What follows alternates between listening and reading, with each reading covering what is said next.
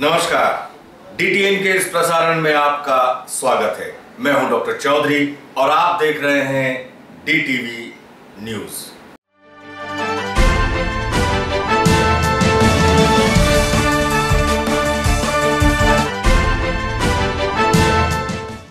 समाचारों के इस प्रवाह में आगे बढ़ने से पहले देखते हैं खबरें फटाफट, यानी कि शॉर्टकट। देवगढ़ बारिया के 12 गांव में लुटेरों ने मचाया आतंक, एक व्यक्ति को उतारा मौत के घाट।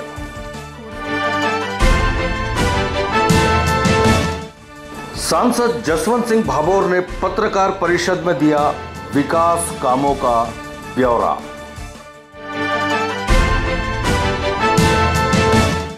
AIPMT परीक्षा में दाहोद का पर्व मेहता भारत भर में रहा 7वें क्रम पर और गुजरात में रहा प्रथम। दाहोद सहित गुजरात को दिलाया गौरव।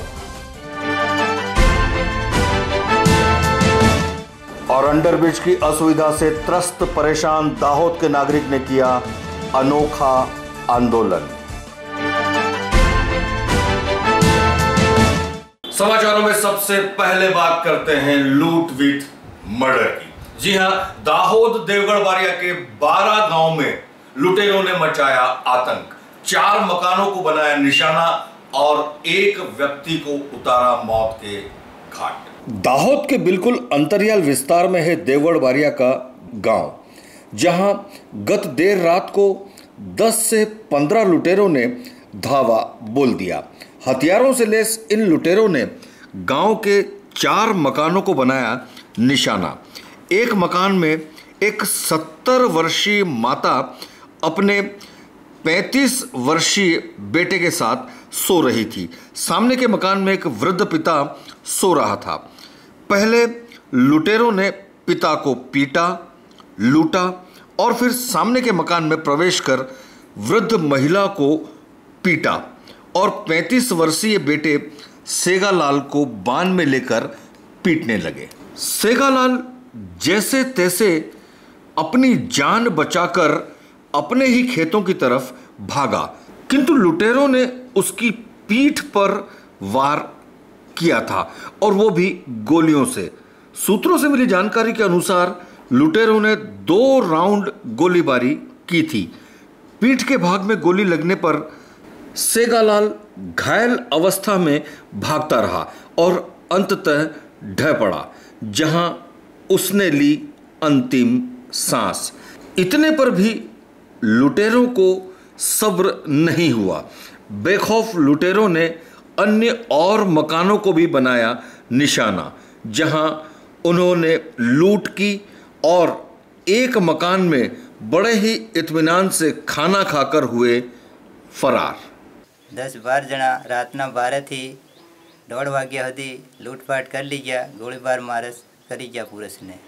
एक काका ने खोद्यो, खोदीन पछी काका ने बधा खोदवा 4 जना थी खोदीन ने आ मरण वाड़ा में जोयु। सूत्रों से मिली जानकारी के अनुसार पुलिस घटनास्थल पर सवेरे 5 बजे करीब पहुंच गई थी, जबकि गांव के सरपंच द्वारा रात्रि के 2:30 बजे पुलिस को इस संबंध में इतला दे दी गई थी।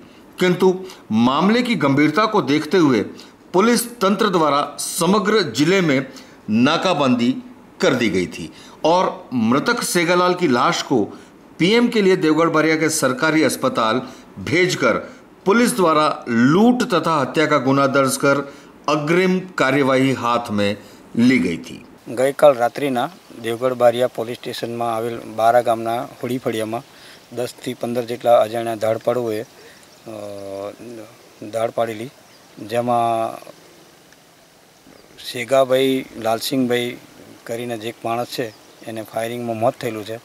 આ સિવાય આ ધાડપાડુએ 4 થી 5 જગ્યાએ अन्य જગ્યાએ પણ લૂંટની કોશિશ કરેલ છે।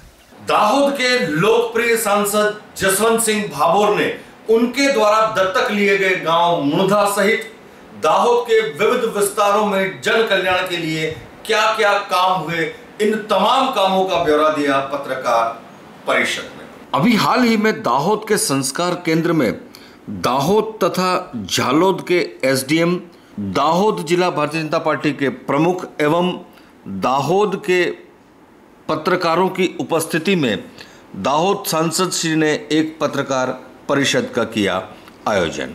इस पत्रकार परिषद से मिली जानकारी के अनुसार दाहोद लिमड़ी झालोद 85 किलोमीटर का बाईपास का काम पुरजोश में चल रहा है। तकरीबन 208 करोड़ के खर्च से ये काम हाल फिलहाल प्रगति पर है। जमीन संपादन के लिए राज्य सरकार द्वारा किसानों को तकरीबन 818 लाख का मुआवजा दिया जाना था, जिसके सामने अब तक 782 लाख का मुआवजा किसानों को दिया जा चुका है। यह मार्ग बन जाने से दाहोद जिले के लोगों को कई तरह की सुविधाएं हो जाएंगी। मसलन दाहोद से होकर दिन भर गुजरने वाला वो हैवी ट्रैफिक जो मध्य प्रदेश से आकर राजस्थान की तरफ जाता है या फिर राजस्थान से आकर मध्य प्रदेश की तरफ जाता है और जिसकी वजह से अक्सर दाहोद शहर में ट्रैफिक की समस्याएं खड़ी हो जाया करती हैं, जिससे दाहोद वासियों के लिए काफ़ी हद तक ट्रैफिक समस्याएं सुलझ पाएंगी। साथ ही दाहोद से चित्तौड़गढ़ तक लिमड़ी झालोद बाईपास होकर कम समय में पहुंचा जा सकेगा, जिससे लिमड़ी और झालोद में भी ट्रैफिक समस्या काफ़ी हद तक सुलझेगी। कुल मिलाकर जनहित में इसे सफल व अच्छा प्रयास कहा जा सकता है। नेशनल हाईवे द्वारा चित्तौड़गढ़ दाहोदनो जे रोडનું કામ શરૂ થયું છે એ 208 કરોડના ખર્ચે દાહોદની બાયપાસ કરીને લીંબડી બાયપાસ ઝાલોદ બાયપાસ કરીને સીધો બાંસવાડાને જોડતો એટલે ચિત્તોડ સુધી લઈ જતો આ હાઈવે 113 રાષ્ટ્રીય ધોરીમાર્ગ એ બનાવવા માટે કામગીરી શરૂ થઈ છે। એની વિગત પણ આજે સંસદ સભ્યશ્રીના પ્રયાસથી જે આ ટૂંકા ગાળામાં એટલે 13-14 માસમાં જે દાહોદના મહત્ત્વના પ્રશ્નો છે એને મંજૂર કરાવી અને કામ શરૂ કરાવવાનું કાર્ય જસવંતસિંહ ભાભોર સાહેબના પ્રયાસોથી થયું છે। दाहोद की अन्य समस्याओं में एक अहम समस्या अगर कही जाए तो वो है पड़ाव विस्तार की, जहां अक्सर ट्रैफिक, लूट, मारामारी, पिक पॉकेटिंग या फिर गुनाहित प्रवृत्तियां होती रहती हैं, जिससे अक्सर लोगों को काफ़ी तकलीफ़ों का सामना करना पड़ता है। इन्हीं सब बातों को ध्यान में रखते हुए पड़ाव विस्तार में एक पुलिस स्टेशन का भी हाल ही में सांसद श्री जसवंत भाई भाभोर के हाथों हुआ उद्घाटन। દાહોદની વિવિધ પોલીસ ચોકીઓનો પણ પ્રશ્ન હતો, એમાં એક પોલીસ ચોકીનું પણ લોકાર્પણ કરવામાં આવ્યું।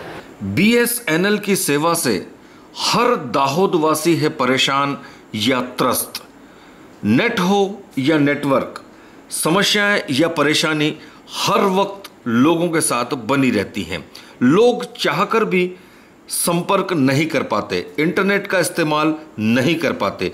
इन सब बातों को ध्यान में रखकर या इन बातों से निजात दिलाने के लिए अभी हाल ही में दाहोद में BSNL के 2 टावर का सांसद श्री के हाथों हुआ लोकार्पण। નગરપાલિકા વિસ્તાર અને MG રોડમાં BSNLના નેટવર્કનો પ્રશ્ન હતો અને ગ્રામીણ ક્ષેત્રમાં નેટવર્કનો પ્રશ્ન હતો, એટલે MG રોડ ટાવર અને જાલતના 2 ટાવરનું આજે લોકાર્પણ કરવામાં આવ્યું।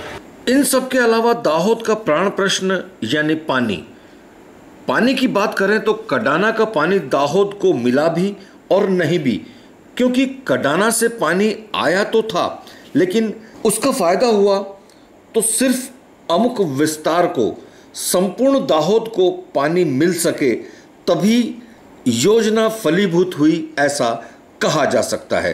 सांसद श्री के प्रयासों से अभी हाल ही में रेलवे ट्रैक के नीचे से पाइपलाइन निकालकर दाहोद के अन्य हिस्से को भी पानी की सुविधा मुहैया हो सके, उसका आयोजन किया गया है। दाहोद ने कडाणाનું પાણી, પીવાનું પાણી જે આપવામાં આવ્યું છે એ પીવાનું પાણી દાહોદને અત્યારે 25% ભાગમાં રેલવે લાઇનથી પેલી બાજુના ભાગમાં મળે છે અને રેલવે લાઇનની નીચેથી લાઇન પાસ કરીને જે શહેરને પાણી આપવાનું છે એનું કામની રકમ GUDCએ રેલવેને ભરી દીધી છે અને રેલવેની જે કંપની છે એના સુધી એની મંજૂરી પણ પહોંચી ગઈ છે, એટલે ટૂંક સમયમાં કામ ચાલુ થશે, એટલે 1-1.5 માસમાં દાહોદ શહેરને કડાણાનું પાણી મળતું થશે। इसके अलावा सांसद सिंह ने दाहोद के एकमात्र असुविधाजनक अंडरब्रिज के बारे में भी पत्रकारों से स्पष्टता करते हुए कहा कि पानी के निकाल के लिए नगरपालिका दाहोद द्वारा 3 मोटर्स तथा रेलवे विभाग द्वारा 2 मोटर्स लगाई जा चुकी हैं और निकट भविष्य में बड़ा संप भी बन जाएगा, जिसकी डिजाइन सैंक्शन हो चुकी है और बहुत जल्द ही काम भी शुरू हो जाएगा। All India pre medical test में तकरीबन भारत भर से 4 लाख उपरांत विद्यार्थियों ने लिया था हिस्सा। ऐसे में दाहोद के पर्व मेहता ने भी इस परीक्षा में हिस्सा लिया था और अखिल भारतीय स्तर पर 7वें नंबर पर रहा दाहोद का पर्व मेहता, जबकि गुजरात में रहा पहले नंबर पर।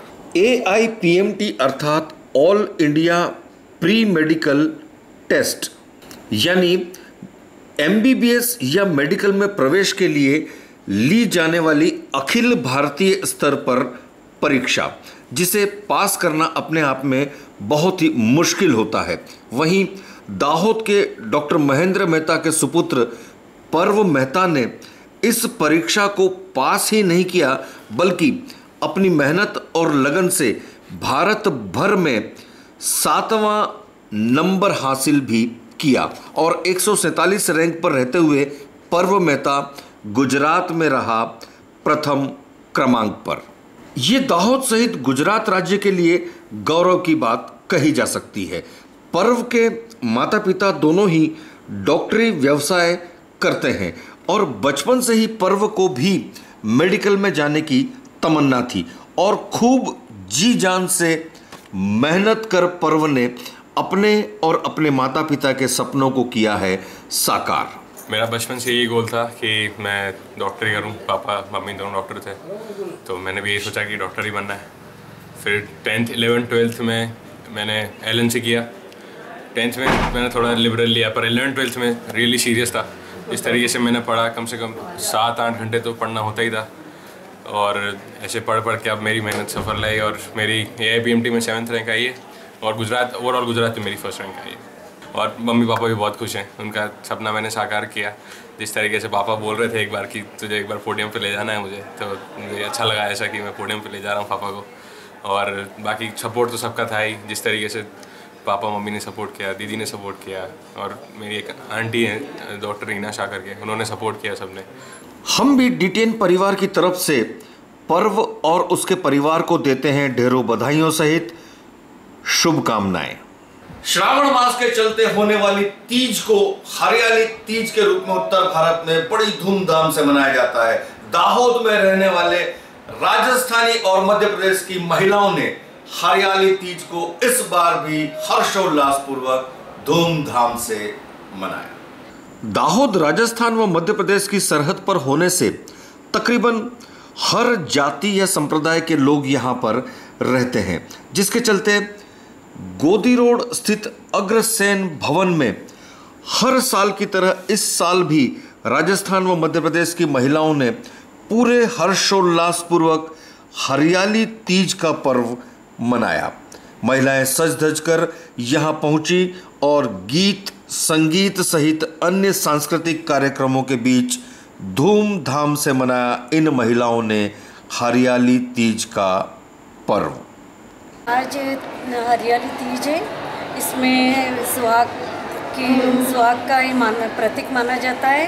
शिव जी और पार्वती जी 108 साल बाद मिले थे और हम मेहंदी लगाते हैं, झूले झूलते हैं और अच्छे कपड़े वगैरह पहनते हैं, गहने पहनते हैं और खूब इंजॉय करते हैं, गेम्स वगैरह रखते हैं। ग्लोबल वार्मिंग के चलते वातावरण का संतुलन बनाए रखने के लिए अभी हाल ही में दाहोद लायंस क्लब तथा नगर पालिका के संयुक्त उपक्रम में वृक्षारोपण का कार्यक्रम हुआ।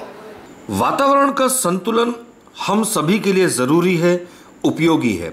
इसी बात को ध्यान में रखते हुए अभी हाल ही में दाहोद लायंस क्लब तथा नगर पालिका द्वारा वृक्षारोपण का एक कार्यक्रम आयोजित किया गया। मां भारती उद्यान हरा भरा रहे, इस उद्देश्य से यहाँ वृक्षारोपण का कार्यक्रम किया गया।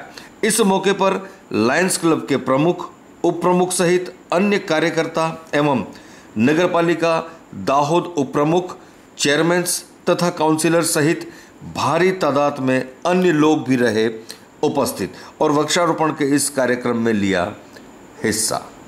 गुजरात राज्य हज कमेटी के तत्वाधान में जो लोग हज पढ़ने जा रहे हैं, ऐसे लोगों को शुभकामनाओं सहित दी गई वीआईपी की सूटकेस।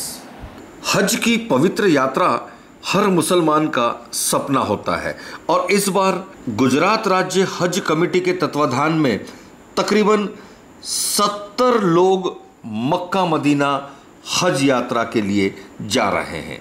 इन तमाम लोगों की सुरक्षा, सावधानी व सहूलियत को ध्यान में रखते हुए पहली बार हज कमेटी इंडिया द्वारा गुजरात राज्य हज कमेटी के तत्वाधान में शेख अब्दुल व फील्ड ट्रेनर डॉक्टर निजामुद्दीन काजी के हाथों इन तमाम यात्रियों को वीआईपी सूटकेस दिए गए और हम भी अपने डीटीएन परिवार की तरफ से तमाम हज यात्रियों को देते हैं हज यात्रा के लिए शुभकामनाएं। गुजरात राज्य कमेटी तरफથી આજે વીઆઈપી બેગનું વિતરણ કરવામાં આવેલ છે। દાહોદ જિલ્લામાંથી 140 હજ યાત્રીઓએ હજ યાત્રાએ તારીખ 2 તારીખથી ફ્લાઇટ શરૂ થવાની છે। ઓલ ઇન્ડિયા તરફથી દરેક હજ યાત્રીઓ માટે ફર્સ્ટ ટાઈમ આ પ્રોગ્રામ કરવામાં આવ્યું છે અને હજ યાત્રીઓને માલ સામાન માટે આસાની રહે તે બદલ આ કાર્યક્રમ યોજવામાં આવ્યો છે। गुजरात में पाटीदार आंदोलन अपनी चरम सीमा पर है। ऐसे में दाहोद के राजपूत समाज के लोगों ने भी आरक्षण की मांग कर डाली और इस मौके पर उन्होंने एक आवेदन पत्र दिया दाहोद जिला कलेक्टर। गुजरात में पाटीदार समाज द्वारा आरक्षण के लिए किया जा रहा आंदोलन अपनी चरम सीमा पर है। ऐसे में गुजरात भर में राजपूत समाज ने भी आरक्षण के लिए अभियान जारी कर दिया है, जिसके भागरूप अभी हाल ही में दाहोद के राजपूत समाज के लोगों ने आरक्षण को लेकर की गई अपनी मांग सहित एक आवेदन पत्र दाहोद जिला कलेक्टर श्री को दिया और जिसे राज्यपाल श्री तक पहुंचाने की अपील भी राजपूत समाज के लोगों द्वारा की गई। गोदी रोड पर रहने की सजा यानी कि गंदे पानी में से निकलने की मजा। जी हां, ऐसे स्लोगन लेके दाहोद का एक नागरिक अंडरब्रिज के प्रश्नों को लेकर नए रूप में अपनी बात मनवाने के लिए बैठा आंदोलन पर। अंडरब्रिज शुरू से ही लोगों को असुविधाएं देता आ रहा है। बार बार इस संदर्भ में लोगों के द्वारा कई फरियादें की गई, रजुआतें की गई, बावजूद उसके परिस्थिति ज्यों की त्यों है। यहां पर अक्सर थोड़े से बारिश के बाद भी पानी का जमावड़ा हो जाता है, जिससे लोगों को आवाजाही में अक्सर परेशानियों का सामना करना पड़ता है। अभी हाल ही में दाहोद के सांसद ने बताया कि यहां पर नगरपालिका तथा रेलवे विभाग के द्वारा मोटरें लगा दी गई हैं, जिससे पानी का निकास हो जाया करेगा, लेकिन दृश्य में दिखलाई पड़ता है परिस्थिति अब भी ज्यों की त्यों बनी है। इस बात से परेशान होकर गोदी रोड विस्तार के एक नागरिक ने अपनी बात मनवाने का एक नया तरीका इख्तियार किया है। 7 दिनों तक सवेरे 7 बजे से शाम के 7 बजे तक यह शख्स यहीं पर इसी तरह बैठेगा और अगर उसके बावजूद भी इसका कोई परमानेंट निकाल नहीं आया तो इस शख्स का यह कहना है कि ये आमरणांत उपवास भी करेगा। जब तक इस गंदे पानी का निकाल, अंडरब्रिज में जो समस्या है गोदी रोड पे आने वाले की जाने वाले की, स्कूल है, बड़े बड़े इंडस्ट्री है, जीआईडीसी है, हर व्यक्ति को यहाँ समस्या आ रही है।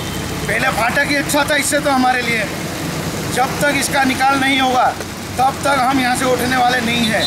रोज सुबह 7 से शाम को 7 बजे तक प्रतीक उपवास चालू है हमारा 7 दिन तक।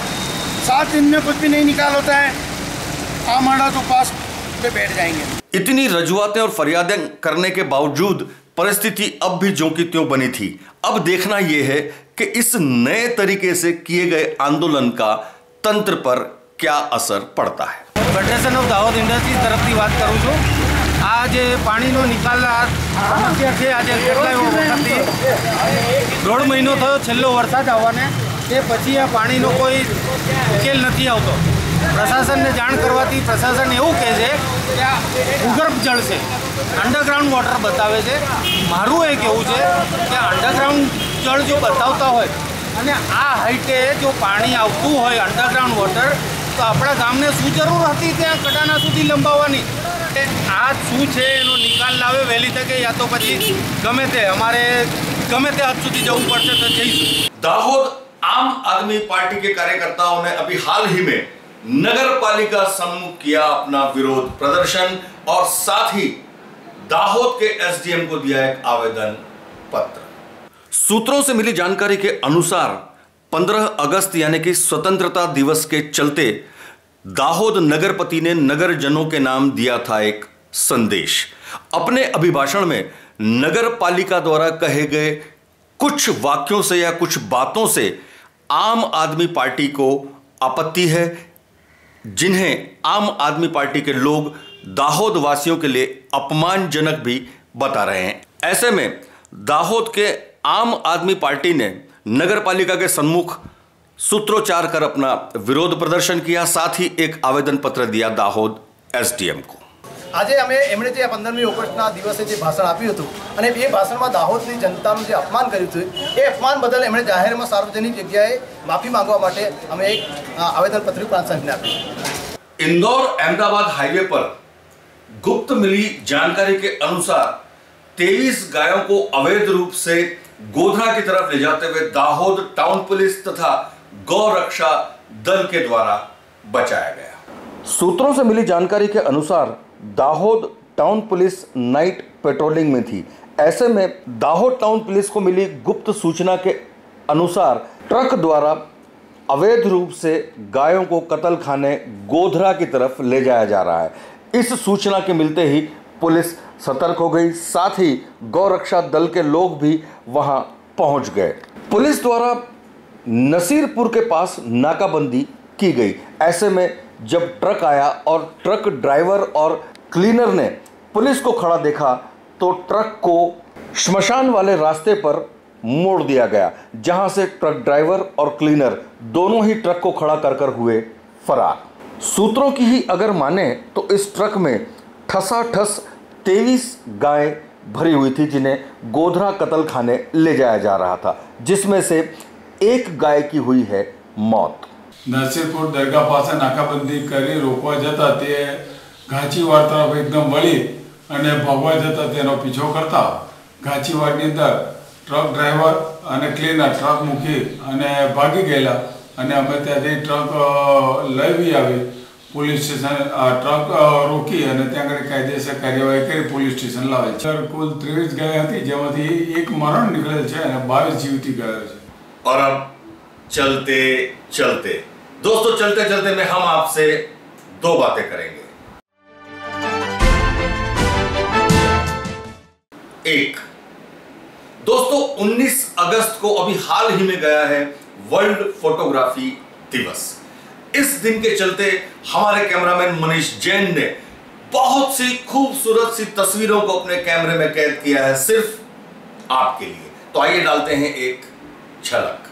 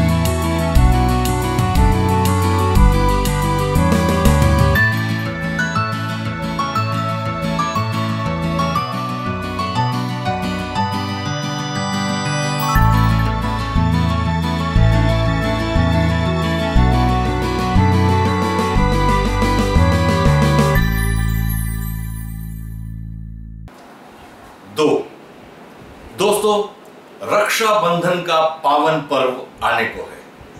अगर आप किसी विशेष तरीके से इस पर्व को मनाते हैं, तो ऐसे में आप हमारा संपर्क कर सकते हैं। हम अपनी टीम सहित आपके घर आकर आपकी रक्षाबंधन को अपने कैमरे में कैद करेंगे। तो आज के लिए इतना ही। अगले प्रसारण पर नई नई जानकारियों के साथ दोबारा आपसे मुलाकात होगी। तब तक के लिए डॉक्टर चौधरी को दीजिए इजाजत। नमस्कार।